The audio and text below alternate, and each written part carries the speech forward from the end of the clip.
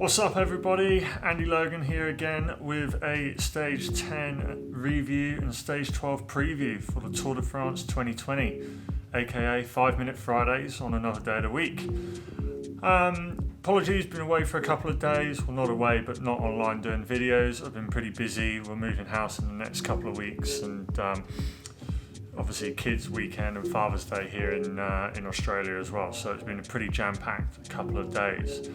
Anyway, on to the tour. Hope you enjoyed your rest day. I've got plenty of things that I want to talk about in another video for the rest day, but we'll do that a little bit later on with another vid.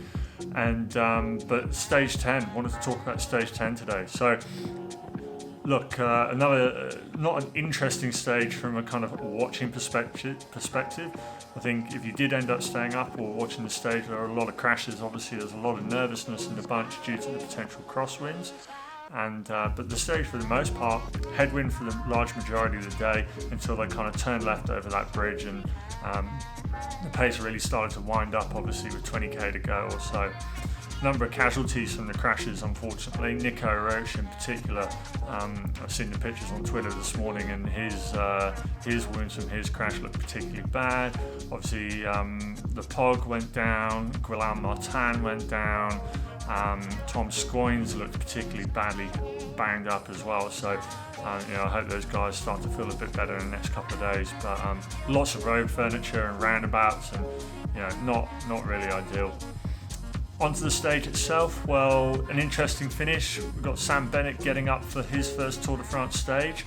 Sunweb gave Cees Bol an absolute peach of a lead out until Cees Bol lost his man, which put Morkov in a great position. And it came down to a photo finish. Caleb did really well, bearing in mind he's only got 4 team members plus himself.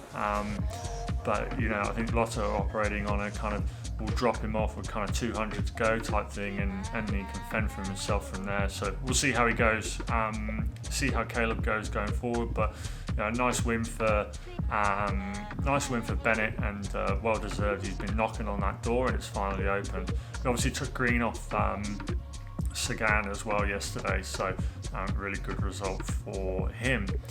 Other notable mentions: Viviani getting up for the best result he's had so far of the tour in 4th, and Sagan was in 3rd as well. Looks like he might be getting a little bit of form back. So look, hectic stage for the guys on the road, but from a watching perspective, it wasn't fantastic.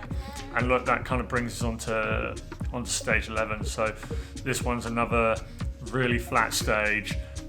Not overly interesting. It looks like they're going to be running into a headwind all day, and I think the most interesting part of the stage is possibly the finish.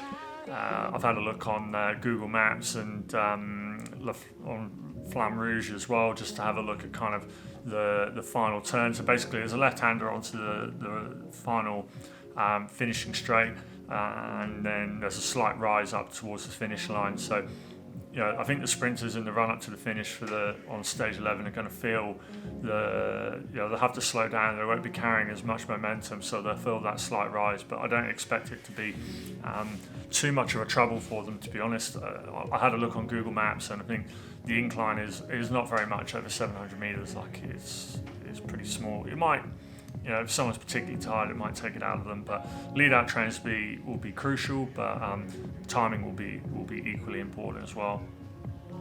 Contenders, sorry for the stage. We'll be looking at our usual crowd that were up there yesterday. So obviously Cees Bol. Again, he's been knocking on that door, ultra consistent in the top 10 for all of his stages, but just needs to get that win. So maybe tonight will be the night. Sam Bennett, look, he took green yesterday, obviously, as I mentioned. He'll be keen to continue taking as many points as possible from Peter Sagan. And Quick Step obviously got a really strong team for the lead out. Caleb Ewan, he will be in the mix. Obviously, I think his team has been heavily depleted now, and he's going to be left to fend for himself in the finish. And I think, could be a challenge for him. He'll need a lot of luck to get up for the win. He came close today, but I think this finish is probably a little bit more of a challenge for him.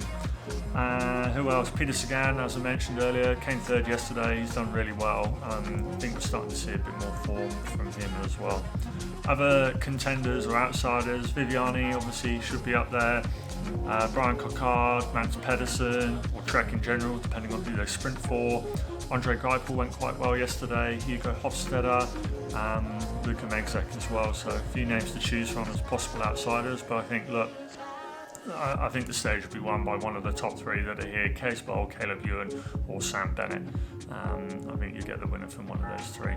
Anyway guys, looking forward to stages 12 and 13. Stage 13 in particular looks an absolute beauty. Stage 12, I think that's got breakaway on it for me, but we'll get into that in a bit more detail tomorrow. And yeah, talk to you guys then. Hope you've enjoyed watching, and see you all soon. Cheers!